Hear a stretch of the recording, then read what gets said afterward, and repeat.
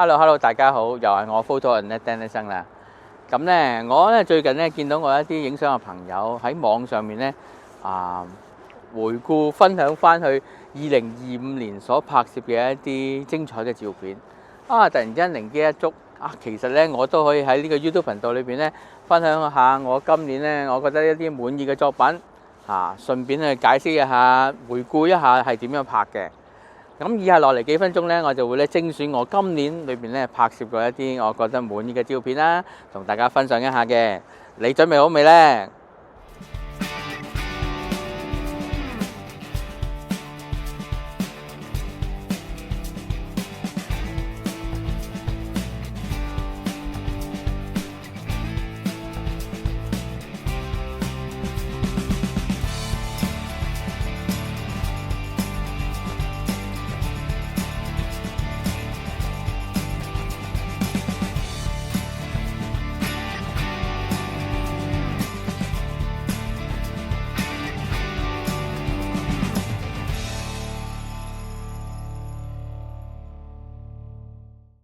第一張作品咧就喺我年初拍嘅，喺農曆新年佢哋嘅花車巡遊嗰度拍攝嘅。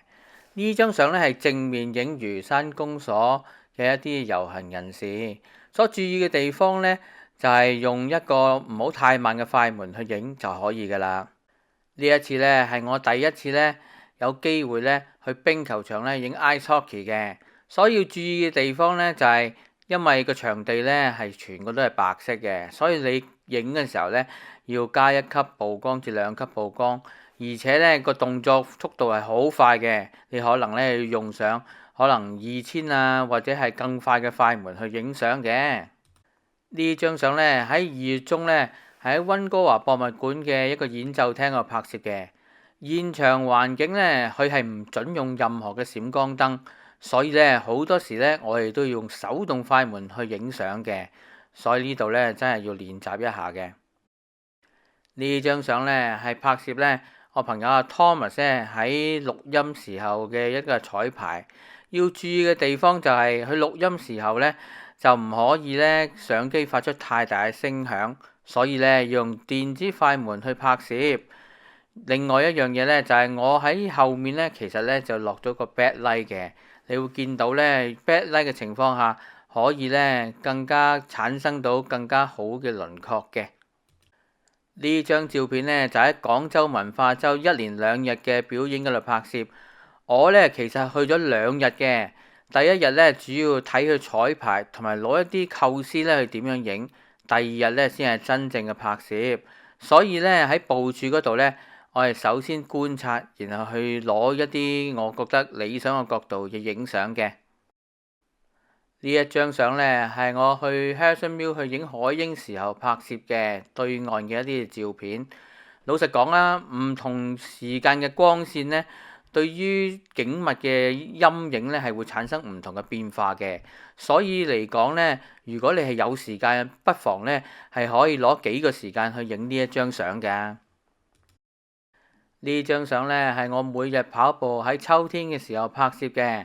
我見到咧落葉咧都差唔多落晒啦，所以咧地下咧形成一個好美麗嘅構圖。所以咧我特登咧喺跑步嗰日咧，特登都攞個相機出嚟咧影翻2張啊！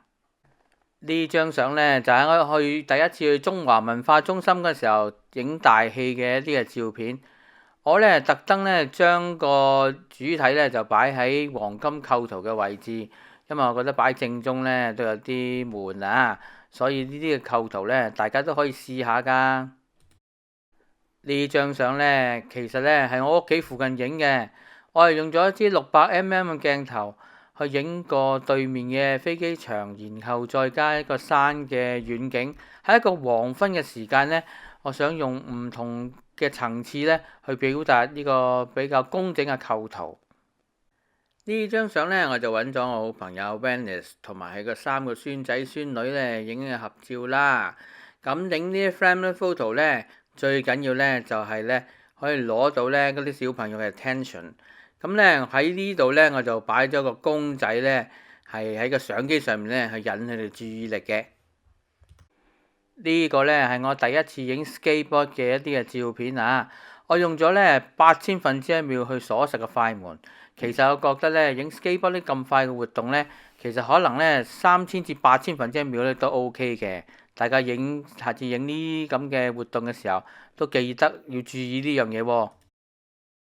呢張相呢，就拍攝我個好朋友佢嗰兩隻小貓 Well 同埋喵喵嘅影嘅照片嚟嘅。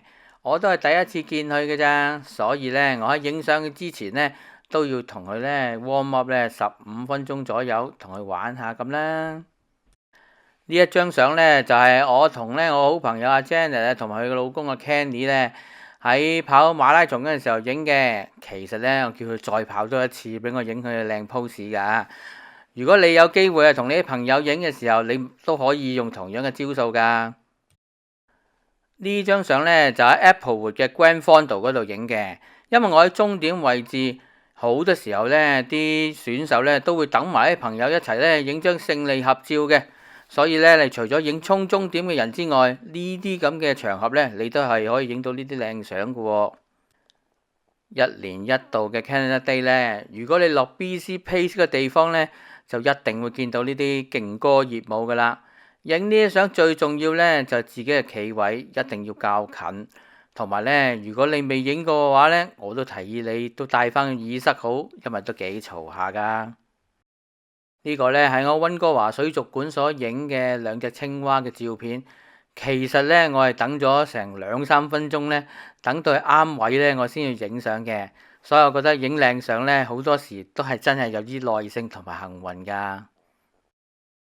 呢張相呢，就喺北美首映嘅《看我今天怎麼說》嘅首映嗰度拍攝嘅。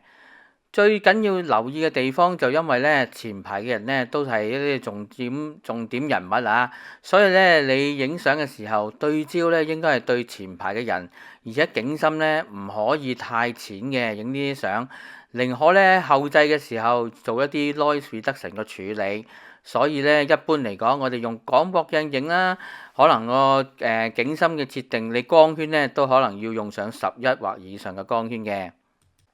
呢張相呢，係我好朋友嘅 Emily 呢同佢個 BB 女 Mackenzie 喺8個月嗰陣時候影嘅。最緊要影 BB 呢個相嘅時候呢，我覺得呢應該要影媽媽同埋 BB 嘅結連啦，真情流露呢，就會影到好嘅作品㗎啦。呢張相呢，係我喺去 Victoria Business Trip 嘅時候呢，喺一個 castle 影嘅。大家要留意，其實我望嘅呢，就係嗰個 castle 嘅天花板啊。好多時影相嘅人呢，就真係要一眼關七，咩角度都要睇嘅。有時有啲好嘅角度呢，係你會忽略嘅，記得要望天望地啊！呢張相呢，係我亦都係為我好朋友阿 Batman 呢去影緊嘅 CD cover 嘅。咁呢，其實我得30分鐘以內嘅時間去影呢張相嘅。咁呢，佢亦都想個 CD 呢個封面呢係有一啲紅光係做一啲嘅元素嘅，所以你見到呢，喺佢嘅右手邊呢係有一啲紅色嘅光，而左手邊呢係有啲較強嘅白色嘅光去造成呢個效果嘅。呢張相呢係我最近參觀科學館嘅時候拍嘅。其實喺裏邊拍攝呢，你當街頭找拍啦，揾一啲特別嘅構圖，然後呢將佢影低落嚟咁樣嘅。呢張相呢係我上次去影海鷹時候影嘅，差唔多臨走時間呢去影到嘅。咁呢，其實我去呢個地方呢去咗3次啊，最後第3次呢先見到海鷹，所以都係要有啲毅力嘅影靚相。呢張相呢，就喺上次呢，我去 Whistler 嘅時候影嘅。其實呢，去咗3日旅行，有2日半呢都係落雨嘅。最後差唔多得2-3個鐘頭呢，就有少少嘅呢個放晴啊。所以我都係趁住呢個機會呢，去找拍一啲好特別嘅構圖嘅。呢張相呢，又喺 Whistler 旅行嗰陣時候影嘅。係 peak to peak 嘅一個纜車嘅一段去影到呢啲相嘅。咁注意嘅地方就係，通常影呢啲咁嘅風景照片呢，對焦點呢通常都會係擺喺前面㗎。咁所以呢，亦都有喐緊嘅纜車，你嘅快門呢亦都唔可以太慢嘅。呢張相啊真係有啲幸運啦！我喺某日嘅黃昏裏邊呢，我突然之間諗起嗰啲花可能都幾靚喎，咁呢，就開架車呢過去嗰個漁人碼頭嗰邊影啦。咁結果呢，就影到呢啲咁嘅相啦。所以有時呢，都係要有啲運氣嘅。呢張相呢，就係我同我好朋友阿東同埋屋企人影嘅。我呢，就同佢呢，都係坐喺個氹氹轉度嘅。咁呢，而我係開始影嘅時候呢，亦都推喐個氹氹轉。大家會見到呢，我同佢嘅距離基本上呢，都係唔會點變嘅啦，因為佢坐喺度。但係呢，後面呢，就背景係蒙嘅，係一啲 pan 鏡嘅效果。因為咧，我係用一個比較慢嘅快門，大約係1/15至1/30去影嘅。呢張相咧，我為到我個朋友 Victor 咧，同埋女朋友阿婷咧去影相嘅。我咧特登約佢咧一個黃昏嘅時間，用一啲暖色系咧去拍攝呢個情侶合照嘅。咁如果大家咧係有啲同類型嘅照片咧，不妨考慮呢個時間咧去影相，可能個效果都唔錯㗎。呢張相呢，喺真相與和解日當日拍嘅，咁係一啲嘅演出同埋一啲嘅歌唱啦。